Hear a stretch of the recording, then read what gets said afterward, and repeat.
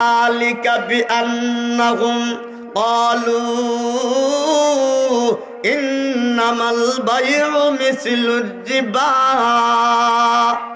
আল্লাহ রাব্বুল আলামিন বলেন, এই সুদখোরের দলেরা বলে, যালিকা বিআন্নাহুম ক্বালু ইন্নামাল বাইউ মিসলুর রিবা। সুদখোরের দলেরা বলে, সুদ তো ব্যবসার মতো, ব্যবসা যেমন হালাল হয় তাহলে সুদও তো হালাল হইতো। নাউজুবিল্লাহ। তারা দৃষ্টান্ত দেয়, ডাকাত তাকে 10,000 টাকার মাল চতুলোর বাজারও আনিয়া বিক্রি করলে 1,000 টাকা লাভ করা একটু যাইস না? না যায়। হালাল না হারাম? এটা যদি হালাল হয় তে শুধু আমি 10,000 টাকা দিয়ে 1,000 টাকা লাভ হলে এটা হালাল হয় না কেন? নাউজুবিল্লাহ। তাদের যুক্তি, ইয়া আইয়ুহাল্লাযীনা আমানু লা তাকুলুর রিবা আদআফাম মুদাআফা। আল্লাহ রাব্বুল আলামিন বলেন, ও পৃথিবীর ইমানদার বান্দা বান্দিরা শোনো, আমি আল্লাহ দুনিয়ার কোন কাফির মুশরিক বেঈমান নাস্তিক মুরতাদদের আমি ডাক দেইনি। আমি আমার ইমানদার বান্দা বান্দীদের ডাক দিয়ে বললাম, লা তাকুলুর রিবা আদআফাম মুদাআফা। আল্লাহ বলেন, সাবধান, তোমরা বহুগুণ করিয়া সুদ খাইও না, তোমরা ডবলে ডবল করিয়া সুদ খাইও না। আল্লাহ ডাকছেন কারে? ইমানদার বান্দা বান্দিদের। ডাকার পরে আল্লাহ আদেশ করছেন না নিষেধ করছেন? খাও হইছেন না খাইও না হইছেন? সবাই মনে বুঝেন না? আল্লাহ ইমানদারদের ডাক দিয়া কি বললেন? সুদ খাও হইছে না সুদ খাইও না হইছে? জোরে এখন, আরো জোরে এখন। এখন এখানে প্রশ্ন, আল্লাহ তো বললেন সুদ খাইও না। সুদ এটা আসলে খাওয়ার জিনিস না লেনদেনের জিনিস? আল্লাহ তো বললেন সুদ খাইও না। কেমন মনে হয়নি? কারণ সুদ হইল, একজনে 1,000 টাকা দিছে, মাসে 1,000 দিবা, সাথে আরো 10 টাকা দিবা। আল্লাহ বলে দিলেন সুদ খাইও না। এটা তো খাওয়ার জিনিস না, দেওয়া নেওয়ার জিনিস।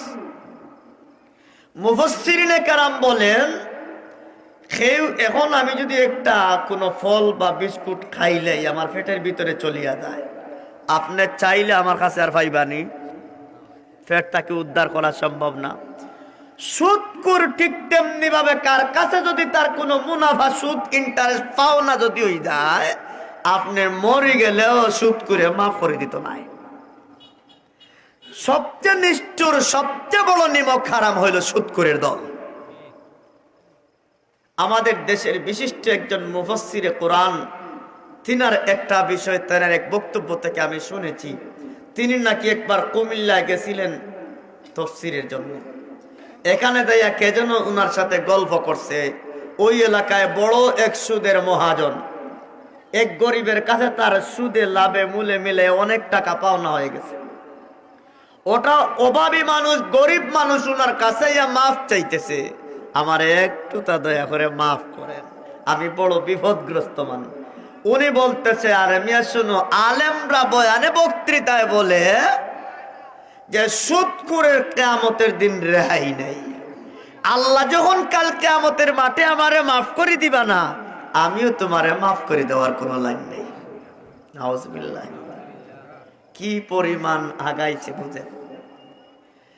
সুদখোরের সামনে কেউ যদি মরিও দেয়, অসুস্থ হইয়া, অ্যাক্সিডেন্ট হইয়া আরো বিপদেও যদি পড়ে, এরপরেও সুদখোরে 1,000 টাকা এমনি ঋণ দিত না, 100 টাকা মাসও দিয়ে দিব। এটা সুদখোর বিভিন্ন বাজারে বাজারেও আছে। দরবস্তার বাজারে একজন বড় সুদখোর আসিল, শুনছি নি, এখন আর দুনিয়াতে নাই, শুনছি আর কি, নাম বলবো না, একজন আছে শুনছিলাম। তো এরকম আছে। আল্লাহ তাআলা বলতেছেন তোমরা সুদ খাইও না, সাথে সাথে বলে দিলেন ডবলে ডবল করিয়া, সিঙ্গেল না, ডবলে ডবল করিয়া, বহুগুণ করিয়া তোমরা সুদ খাইও না। এখন বহুগুণ এইটা আল্লাহ কেন লাগাইলেন? এটার সিস্টেম হইল, আপনি 1,000 নিছেন, 1 মাস পূর্ণ হইলে 1000 দিবেন, সাথে 100 টাকা দিবেন। যে মানুষ নিচে নিশ্চয়ই তো অভাবী হইয়া নিছে, এই মাসে দিতে পারে নাই, দ্বিতীয় মাসে দিবে। আপনারা বলেন 1,000 টাকায় 2 মাসে তার লাভ সুদ কত হয়? কত হয়? হ্যাঁ, আমার সাথে একটু বলা লাগবে। কয়শো হয়? 200 হয়। 1000-এ 2 মাসে কত হয়? এখন আগের 100 এখন এক ডবল। আবার আগের মাসের যে 100 টাকা আছে, এই 100 টাকায় দ্বিতীয় নাম্বার মাসও আইব আরো 10 টাকা। শত আরো কত? এখন মোট 2 মাস পড়লে 1000 টাকায় তার সুদ কত হয়? 210 টাকায়। 100 তো লাভ এখনো 3 নম্বর মাস হয়।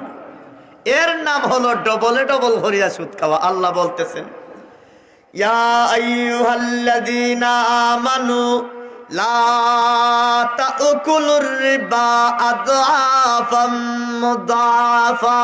আল্লাহ রাব্বুল আলামিন বলেন, ও পৃথিবীর ইমানদার বান্দা বান্দিরা, তোমরা ডবলে ডবল করিয়া বহুগুণ করে সুদ খায়ও না।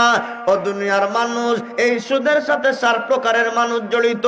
একজনে সুদ দেয়, আরেকজনে সুদ নেয়, আরেকজনে লেখাপড়া করে, আরো 2 জন মানুষ সাক্ষীও থাকে। আল্লাহর নবী বিশ্ব নবী বলেন, লানা রাসূলুল্লাহ সাল্লাল্লাহু আলাইহি ওয়াসাল্লাম আকিলার রিবা ওয়া মুকিলাহু ওয়া কাতিবাহু ওয়া শাহিদাইহি হুম সাওয়া।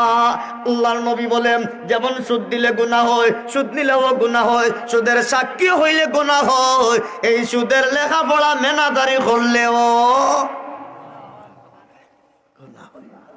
আল্লাহ রাব্বুল আলামিন আয়াতের এক পর্যায়ে বলেন, ওয়াত্তাকুল্লাহ লাআল্লাকুম তুফলিহুন। আল্লাহ রাব্বুল আলামিন বলেন, ও পৃথিবীর ইমানদারেরা শোনো, আমি আল্লাহকে ভয় করো।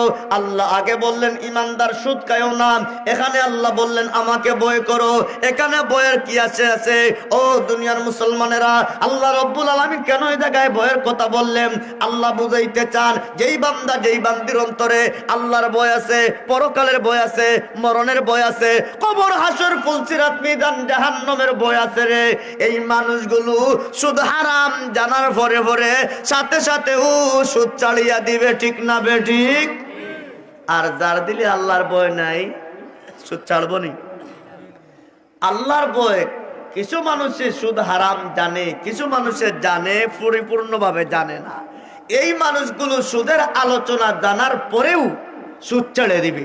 আর একদল মানুষ আছে জানিয়া বুঝিয়াই সুদে লিপ্ত আছে না? আছে।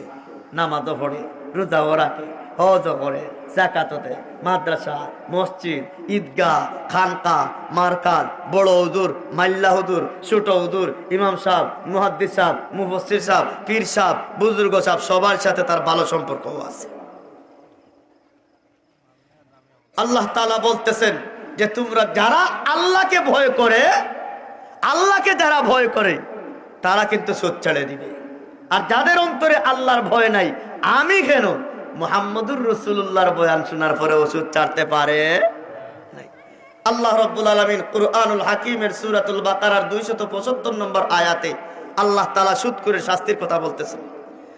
আল্লাযীনা ইয়াকুলুনার রিবা লা ইয়াকুমুনা ইল্লা কামা